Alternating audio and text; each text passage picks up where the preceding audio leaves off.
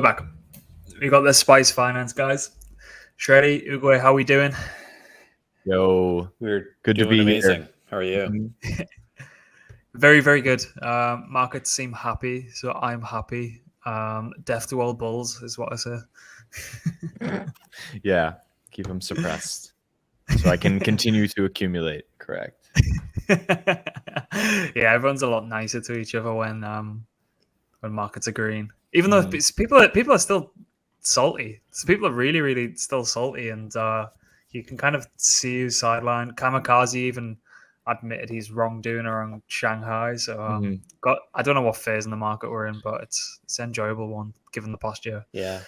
And there's still a good amount of PvP out there, that's for sure. Yeah, let's bring back those Avalanche Rush days. Those purely PvE. Yeah. I want to loop 10 times on RV and get paid for it.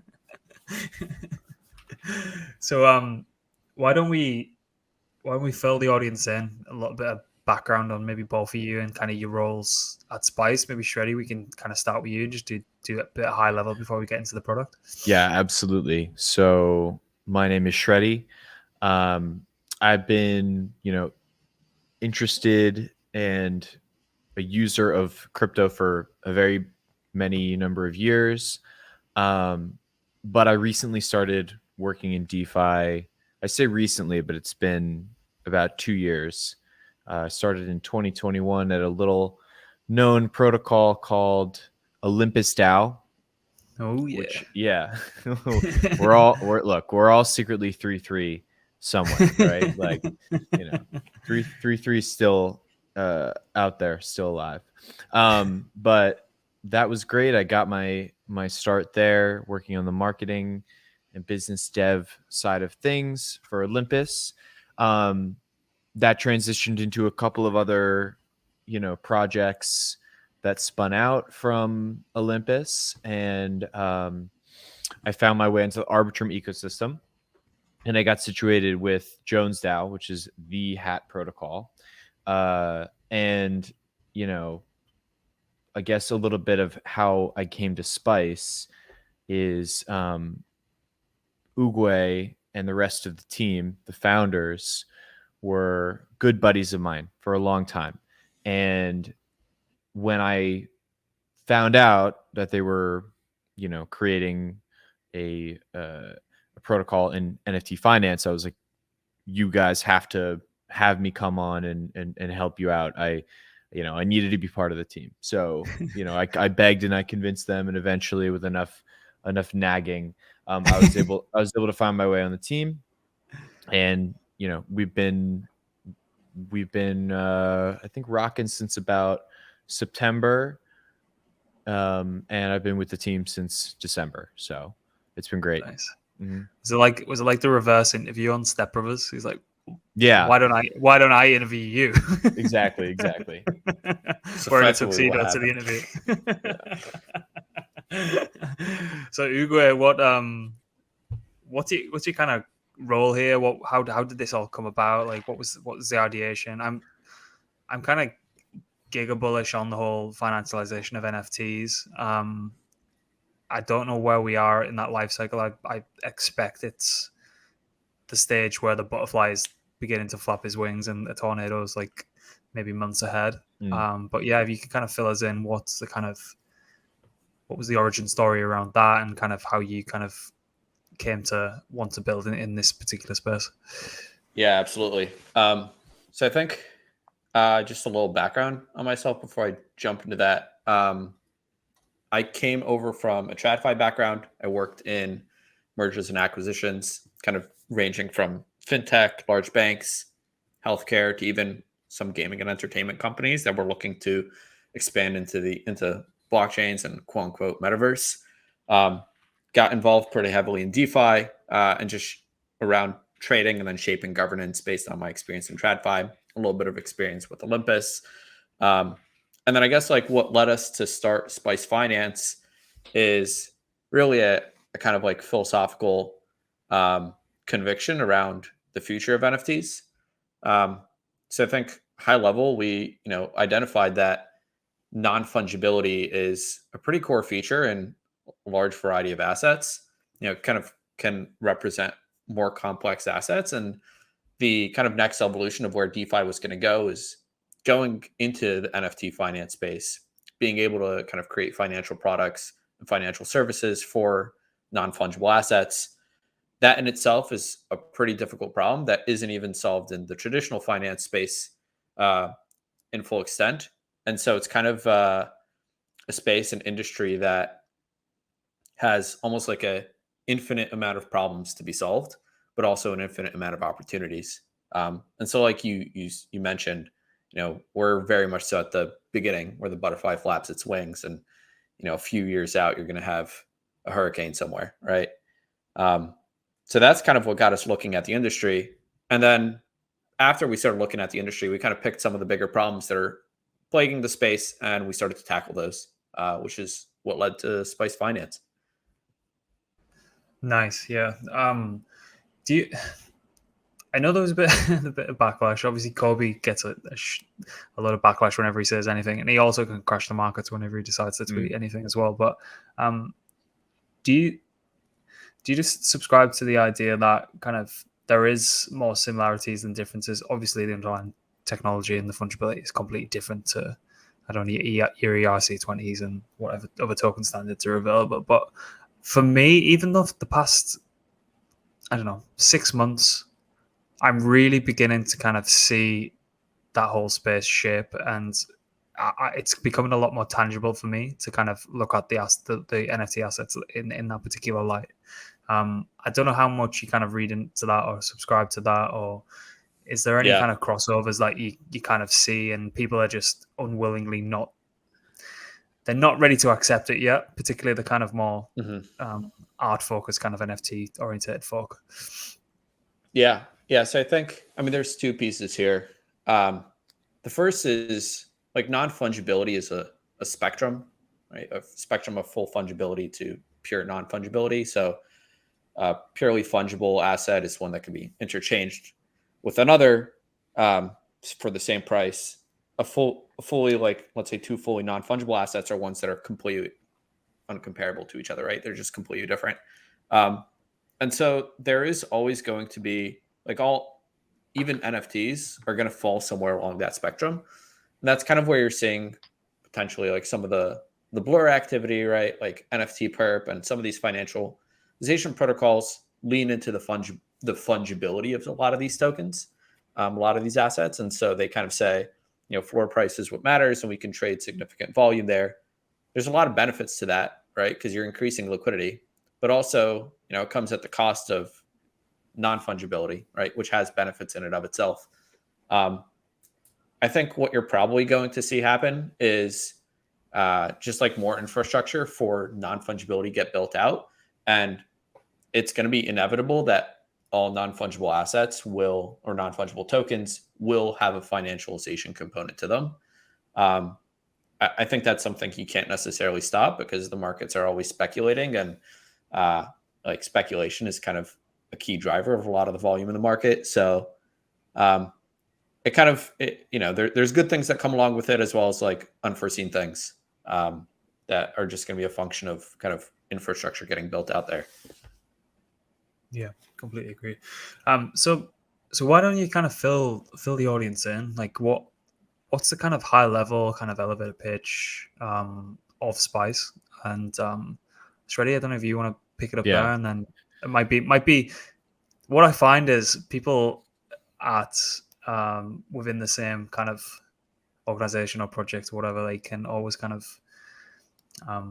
get the point across in kind of different ways. So it's always nice to hear it from both sides of the fence, if that makes any sense. Exactly. Let me give the left curve. Jacob Ugwe, take his name out. Sorry, I fucked that up in the recording studio. Let me get the left curve. Ugwe, you take the right curve side of things. So essentially, what you can think of Spice is by definition, it's an NFT lending liquidity aggregator. So a good analogy would be Yearn Finance or,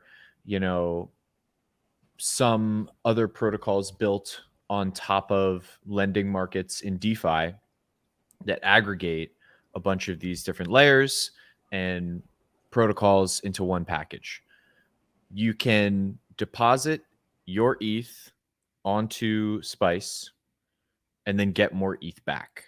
Now, on the back end, what that is, you know, a series of lending strategies, and Uguay can go into how those are kind of formulated and, you know, how we come to add in different marketplaces and collections. But essentially what it is an aggregation layer on top of the NFT lending market as it exists today, on Ethereum mainnet to start. But I think that's a good jumping off just base definition there. Yeah. I think honestly that was a pretty good explanation. The most simple explanations are usually the most right curve. So I'll give that to you, Shreddy.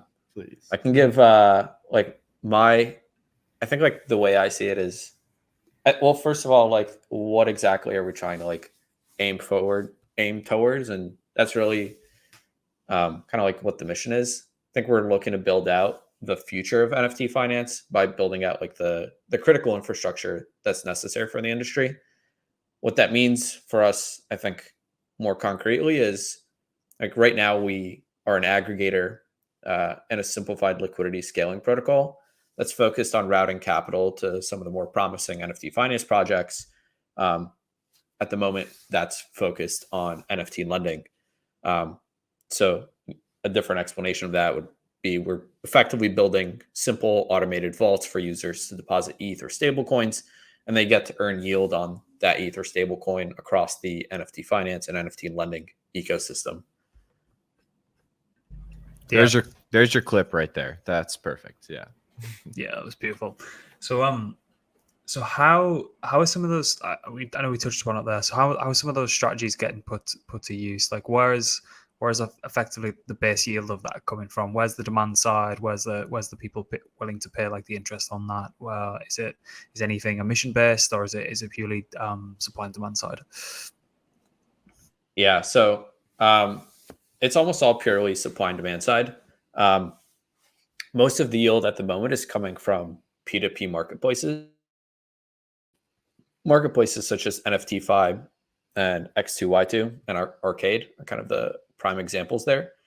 The kind of big reason a lot of yield is kind of able to be generated there is, number one, it's quite difficult to lend against NFTs. There's a lot of problems that come into that, and I can, jump into describing some of the infrastructure necessary to lend there.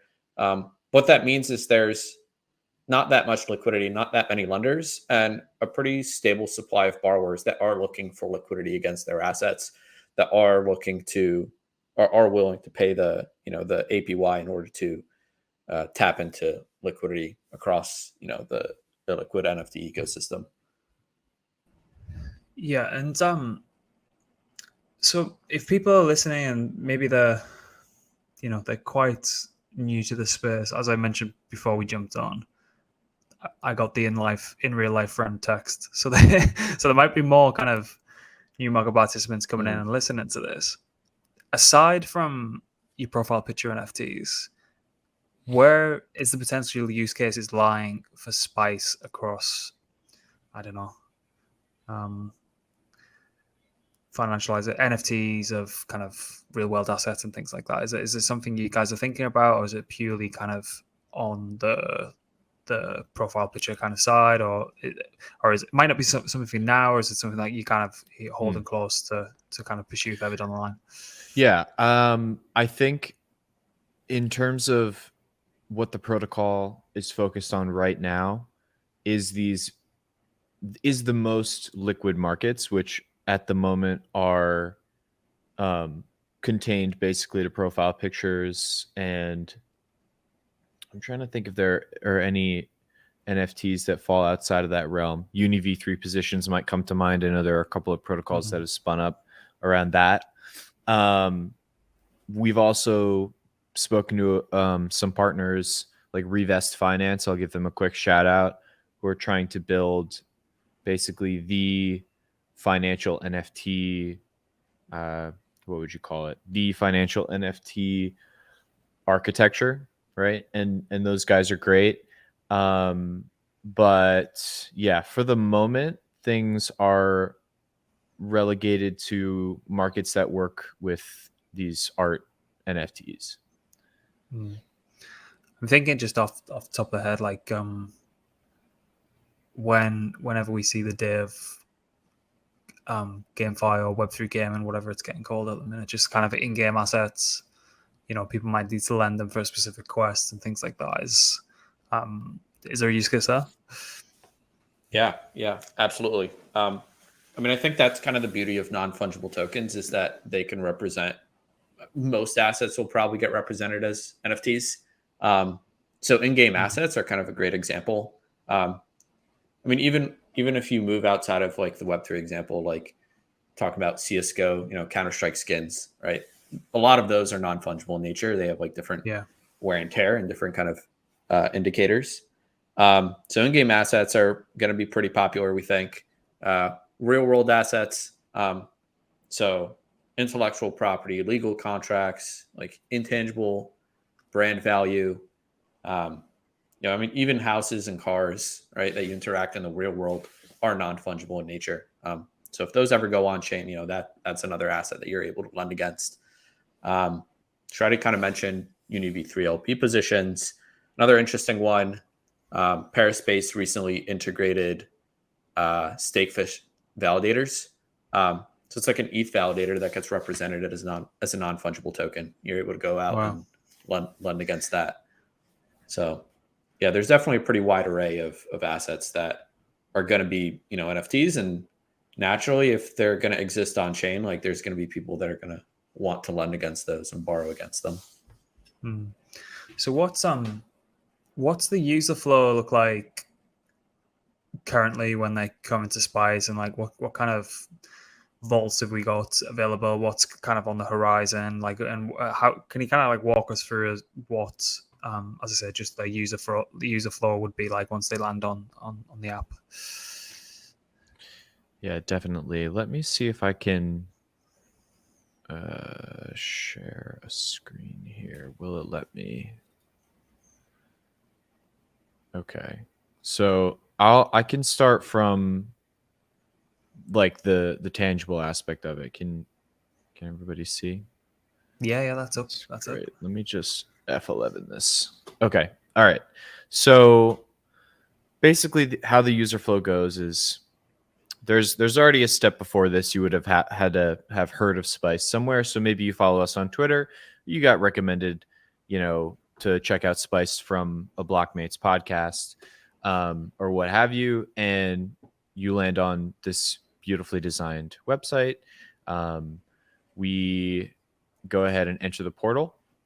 And then we have a series of options here. It's pretty simple layout. And we're actually in the process of having a full-scale redesign of this site, and it'll be more optimized. There will be a lot more options here, but for the moment it's very simple. So in our current stage, the only vault that earns yield from a lending strategy is this Prologue vault, and the only way to access that Prologue vault is to have one of these NFTs that we minted as kind of like a bootstrapping of our community at the end of January, beginning of February. There were 555 of them. There's a very healthy secondary market for those NFTs. So, if people wanted to grab those, they're available. You can head into the Prologue vault, and you can see the APY here is a pretty healthy 20%. It's been ranging anywhere between 15, 20, 25%. I think the historical APY is somewhere around 17%. I would have to check. I'd have to check that. I think my screen's frozen on the landing page. Is it showing? Is it just showing the tab? Oh shoot. Okay. My bad. How about this? Oh, there we go. So you would come onto the vaults. It looks like this. You would see this Prologue vault here. You've got the APY, like I mentioned.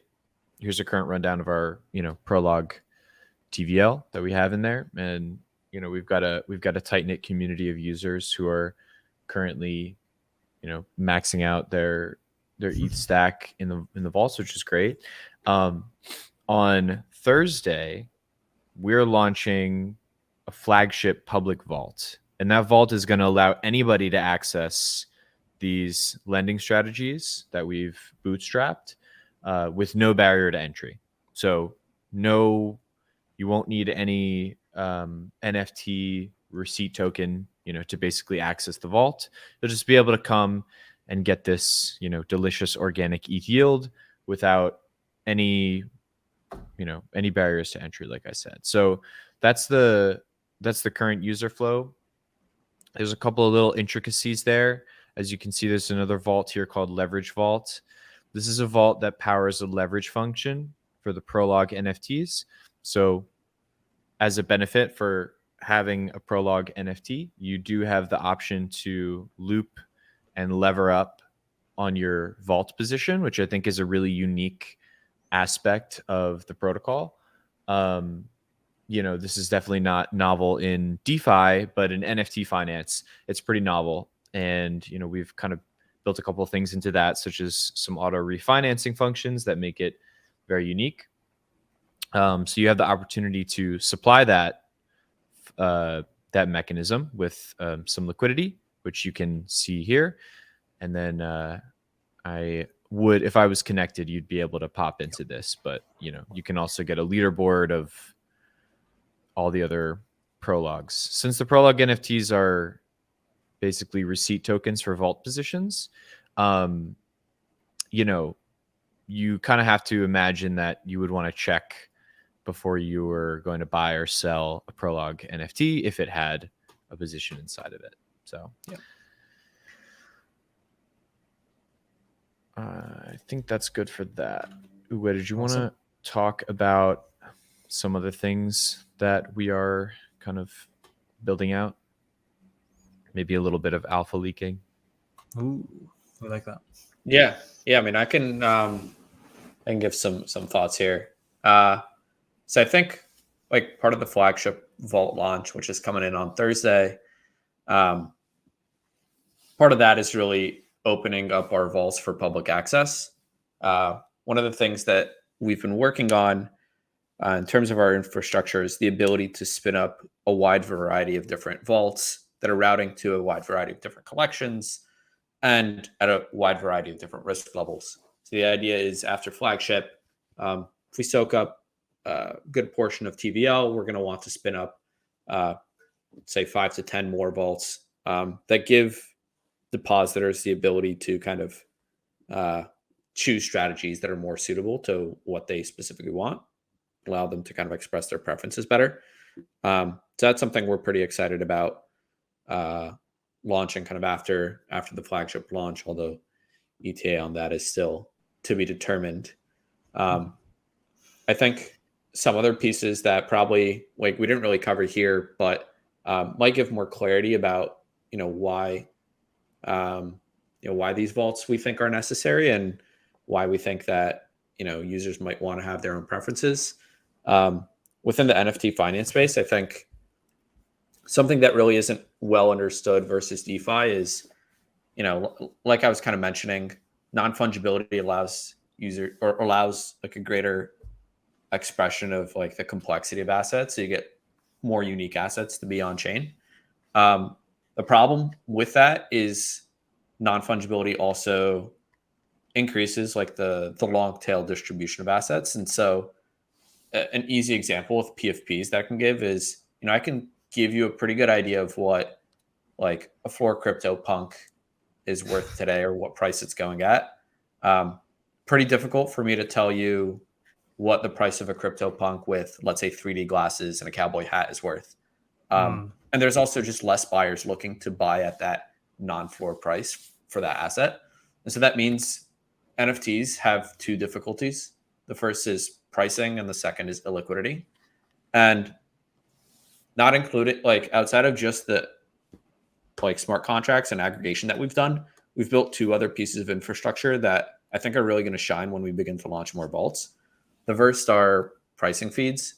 So we aggregate a good variety of different pricing oracles that give us expected prices for, let's say, a CryptoPunk with 3D glasses and a cowboy hat. And then we also have risk oracles, which tell us what is the riskiness of lending against that asset. This kind of means that there is like a risk in NFT finance versus DeFi, where your assets are liquid and we don't really know what the right prices are, and so lending isn't perfect, right? And there's risk to lenders, but the benefits from that are there's significant native ETH returns on a risk-adjusted basis, and users can choose risk and can choose the collections that they feel confident in. If they want to kind of express that that's something I'm comfortable lending against, or this is a strategy that I'm more comfortable with, and you kind of get the returns that go along with that pricing and the risk involved of dealing with those collections. Yeah, there was. I remember the early days of SudoSwap when people didn't necessarily know what they were doing, just playing around with it, and you'd find some very flaw NFTs basketed in an LP with something that had a really, really high rarity trade. So people were kind of sniping in there, picking them up, and then obviously arbing them on like the likes of OpenSea and things like that. So it's I wonder if kind of more specific trade categorization plays into it a little bit more, and NFT projects that are wanting to go down the NFT FI routes kind of lean into that a little bit more heavily to kind of give, I suppose, basketed weighting and prices to specific traits. I don't know if there's anyone you guys know of thinking about that, like, or so far ahead down that route. Yeah, I mean, I think like I can't really say from an NFT side. I mean, a lot of collections have traits and baskets, and they try to price things according to those traits. I mean, one example can even be like all of these aren't necessarily traits, but like the Squiggle DAO team. They try to price various assets based on kind of rarity and what kind of attributes those might have. That said, there are kind of like two AMMs that directly want to build in trait baskets and rarity into the exchange, and those are Caviar and Collection XYZ. So they're kind of like SudoSwap, except they allow kind of segmentation by traits, and I think that's kind of going into that direction. Yeah, makes a lot of sense.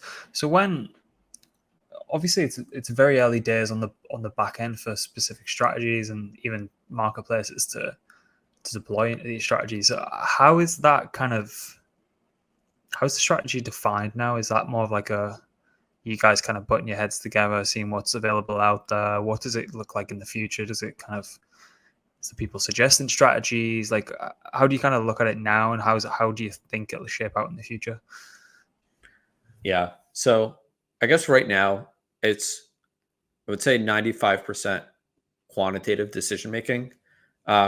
So the collections we route against, the marketplaces we route to, and the prices for which things, loans get put out and at what APRs are a function of volume, market cap, volatility, and liquidity.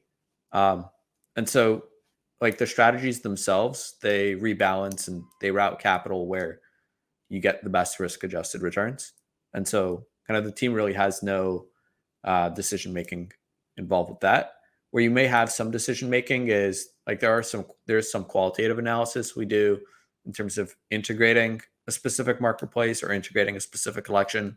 Like we do try to get an understanding as to whether like a collection has had enough trade history and whether the team for that collection is strong and isn't going to be a rug, let's say, or whether a marketplace we're integrating has a strong team and it's worth the integration, the aggregation. So I guess that can be seen as a little bit more qualitative. I think our medium to long-term goal is really to progressively decentralize the protocol and begin to move a lot of that decision-making into the hands of the community. That said, like we're still kind of in that stage where we're building out the infrastructure, testing it, improving it at a pretty high speed. And so that's going to be like a progressive function, if anything. Yeah, it makes a lot of sense. And so with the if I was to deposit on the protocol, is there a kind of time delay function on how and when I can kind of get my like liquidity back? Obviously, because what's happening on the back end, it wouldn't just be like I don't know, you go into Yearn with a like a wide die strategy or whatever it is, and I can kind of remove that at my own whim whenever I need to. Is it working like epoch stages? Like how does that all work? Yeah. So you are able to withdraw. I mean, as long as there's enough liquidity, you're able to withdraw whenever you want. And so part of the rebalancing strategy actually takes into account how much liquidity there is on marketplaces and how much liquidity the vault has. So in fact, it does try to balance the liquidity levels in terms of kind of avoiding routing to illiquid marketplaces or pools that might cause you to have some kind of a liquidity. But I think outside of our initial launch of the Prologue Vault, which is prior to us adding a lot of the liquidity rebalancing features, we haven't had any problems with users kind of wanting liquidity. The other piece here is that like liquidity is even in like DeFi, I feel like you deposit into Aave, there is like some non-zero probability that it will be liquid. So like if you deposit into Aave and the utilization spikes, you might not be able to take your capital out, except the difference being is that Aave has relatively large pools and a lot of liquidity. So it would take a lot of users pulling out a lot of TVL to kind of get to that stage. That's where we're hoping to go. But it's going to be like a process of scaling liquidity to kind of get there. Yeah, and that makes an awful lot of sense. So what for a bit of kind of what I like to do sometimes is I think particularly how fast the space is growing. One person can't be everywhere. I've tried to do it many times and failed miserably every single time. So maybe with people who are like yourselves that are kind of really, really vested in the NFT DeFi space, what other protocols that you kind of look at and kind of, I suppose, admire and see from a distance and think, yeah, this is really great for this specific kind of sector of the industry? I got a few here for you. Here's the shreddy Let's go. soup of the day. I really love NFT perp. I know it's like a normie answer, but just the same way that GMX was able to onboard a bunch of liquidity into the Arbitrum ecosystem, I feel like NFT perp is a gateway to people understanding and using NFTs for, financial situations. I love NFT perp. I think it's really simple for people to use. We've talked to the team a lot, and they're great folks. I also love, and we've been working a little bit more with some of these protocols, options protocols. So there's guys like our partners Wasabi. I'm actually wearing their hat right now. Shout out to them. That are working on basically building out the best in decentralized NFT finance options, which I think offers, both of these derivatives offer a really unique use case and perspective on NFTs that didn't exist before, without, decimating floor prices or having, blur farming involved. I'm trying to think of a third one for you here. I would say probably you can cut this pause out. I'm looking.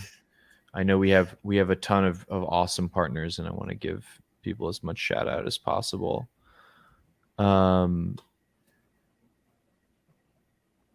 Let's just stick there, and then if I have something else, you can cut in later. But I think those two are leading the charge right now in derivatives, and I'm curious to see Uguay's answer, what he's thinking here.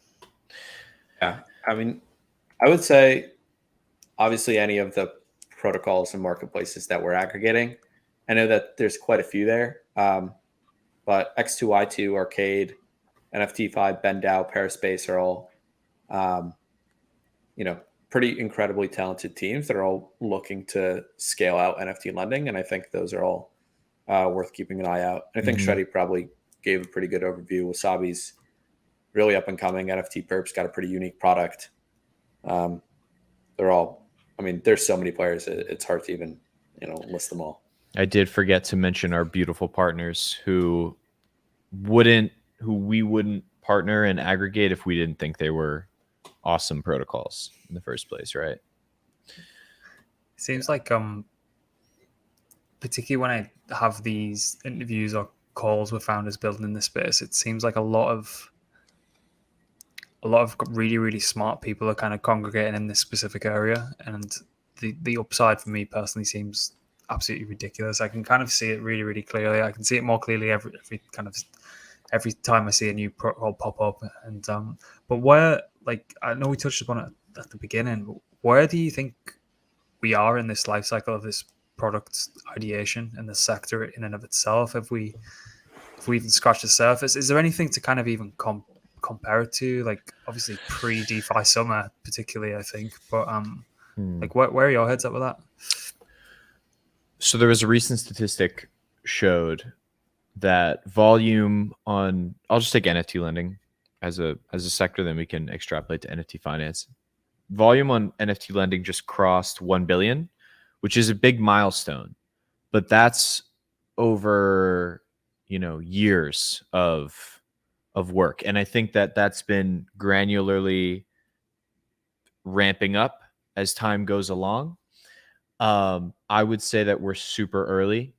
I still believe that. I was talking to a lot of founders at NFT NYC recently about this, especially for NFT lending and borrowing markets. There needs to be more participants on both sides of the market. But I still think we're super early.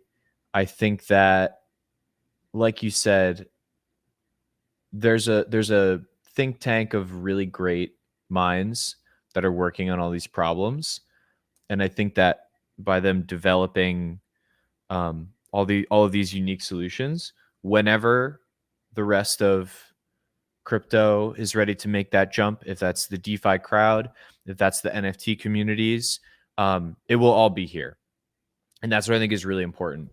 But I would say that we're still really early, and the amount of users is lower compared to, other, especially just, collection holders or users of DeFi protocols. I would probably equate it to something like, it would have to be before food farms, like early DeFi summer, when it was concentrated to just like a couple of groups of individuals. Yeah. Is there anything you want to add on there, Ugo? I'm pretty sure you thought about this long and hard. I think I probably have a lightly more radical take. Like, I honestly think that NFTs are, and not just NFT finance, but NFTs generally are still in the pre-2013, like where crypto was pre-2013. Like, I think it is difficult to describe how early I think we are, just with the amount of opportunities as well as problems that kind of exist in the space. There's definitely going to be a lot of brilliant talent that's going to start pouring in over the next few years, and I think we're going to be really surprised with what NFTs and NFT finance allows us to build. Yeah, so just kick my my estimation back 7 years and extrapolate from there. It's like I guess it's like buying ETH at like $8, right? Yeah. Wow, that's a pitch, huh? Yeah, too right it is. Should you touch on a little bit there? What do you think the spread is for the initial kind of driving force of users? So does it come primarily from the DeFi crowd? Does it come primarily from the NFT crowd? Or what kind of distribution across those both kind of mental communities? What do you think like the largest kind of distribution comes from? I'll say that initially the distribution that we've seen is that it's a lot of folks from DeFi who are pretty familiar with how lending works, which is a big step, right, in and of itself, and all of these other, NFT finance derivative projects. And they've got a good grasp on the financial side of things. And I think that's really important, obviously, because it's part of the name, NFT finance. What I would like is, in the future, I would love to see NFT collections supporting NFT finance protocols for their, for their communities. And I would also love to see the holders getting involved. I do think that right now it's concentrated largely, though, to folks who are more intimate with DeFi. And I think that's okay for now, that once, those people understand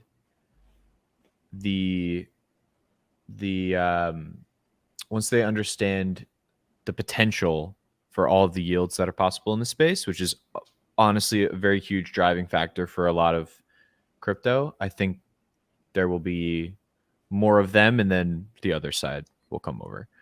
But for us, it's been a lot of DeFi users. Yeah, we just need that guy to come back who created that video about UST and getting 20% on TikTok. Yeah, and getting a house. we need we need it for Spice Finance. I'll find him. We'll make it over. Sure, you haven't mortgaged your house to deposit in our vault yet? Yeah. Oh God, that's when things cut through. Jesus Christ. I don't know. Being an NFT top buyer every single time, and I've just bought a new Kampai Panda.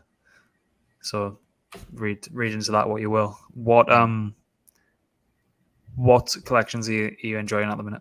Is there anything that's really standing out? Obviously, you're going to be a little bit biased with some of them, but is there anything that you kind of see and that you're really, really enjoying at the minute? I think I've always been a fan of Miladies. I think the culture is great. I love the memetics is off the chain. I myself am a Milady and Remilio enjoyer and holder. So I'm a little bit biased there. I'm loving the marketing. I think this is a marketing play that's coming out. I don't know if you heard about this, where it was like on all staged, this whole ENS situation, and it flipped into like a Milady marketing channel. It's a whole rabbit hole of schizo posting. But I love the Miladies. I think there's a couple sleeper collections out there that are pretty cool that I haven't really explored too much, that I need to look into a little bit more. I think Valhalla is really cool. They've got a nice aesthetic to them. They have a nice community built around them. And then I do like Arbitrum NFTs. So, Diamond Pepes always have a spot in my heart. Absolutely. Mm-hmm. What about yourself, Hugo? Yeah, I'm on the hunt for a Milady at the moment. I think I've been convinced by the schizo posting. Like Rec Guys a good amount. I think the community and culture is pretty solid. Valhalla is also super cool. And then generally, I think like one set of NFTs that I want to get exposure to, and I think are really interesting.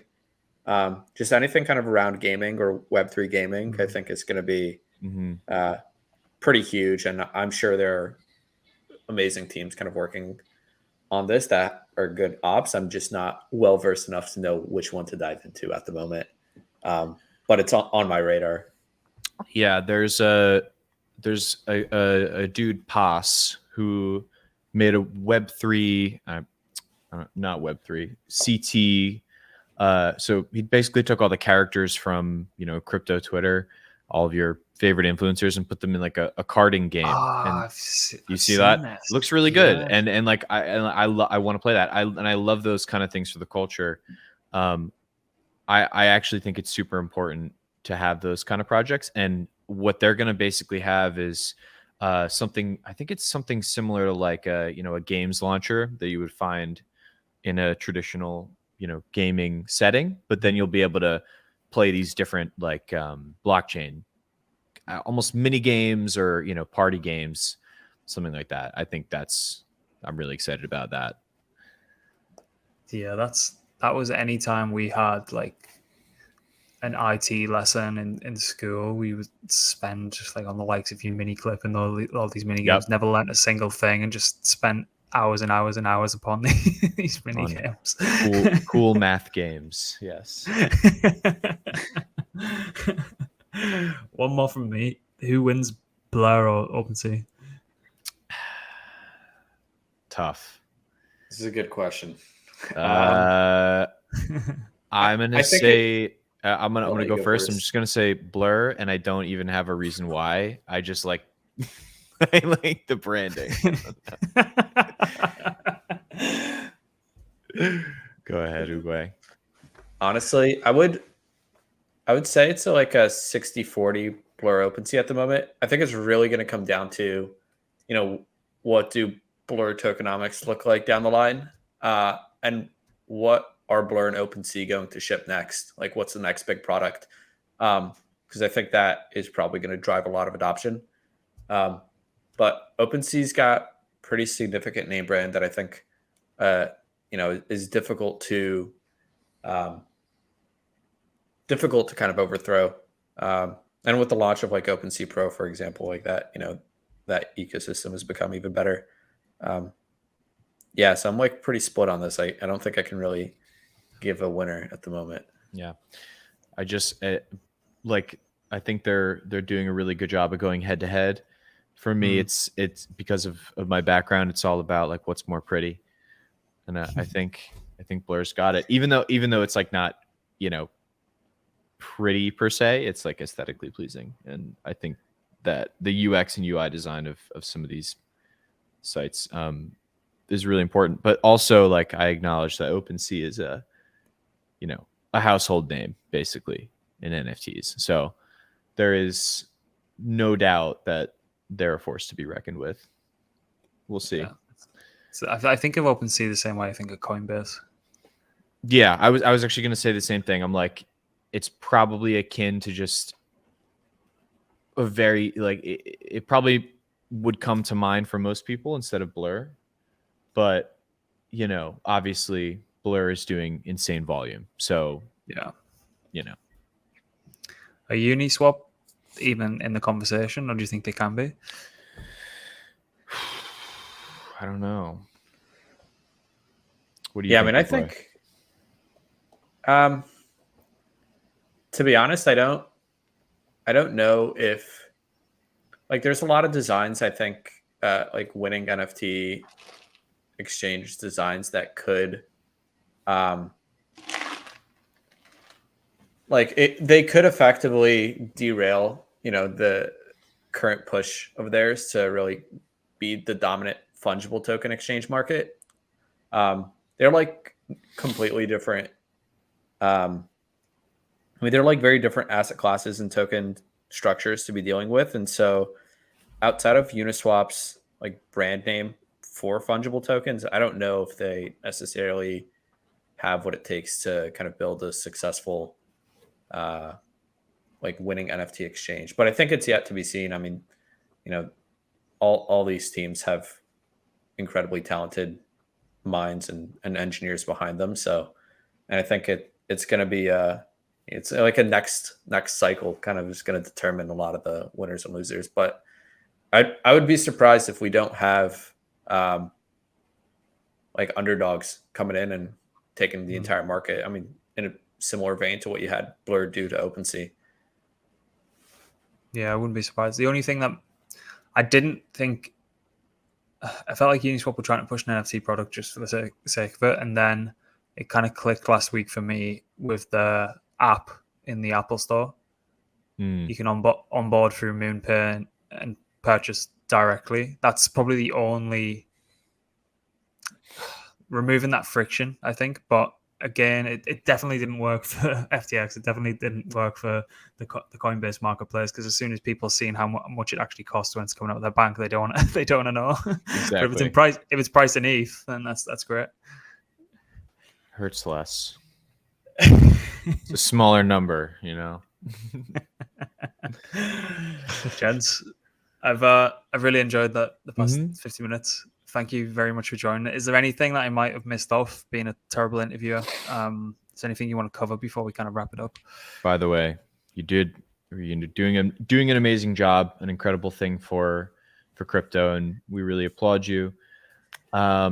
Just last thoughts, like I said, Spice is releasing a public vault on April 20th.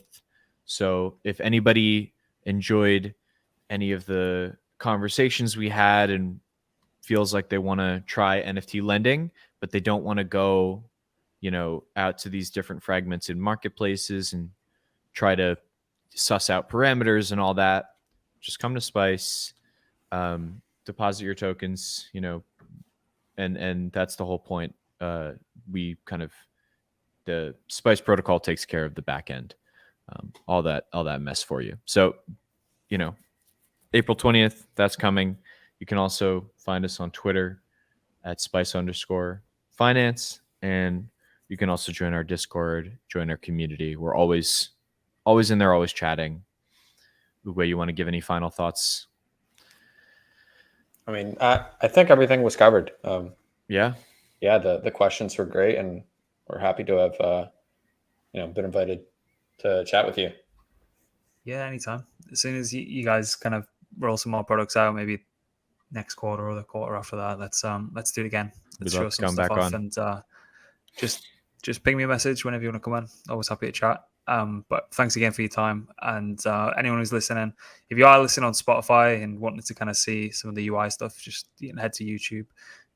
You can definitely see the video on Spotify, but I don't know what kind of maniac you are watching videos on Spotify.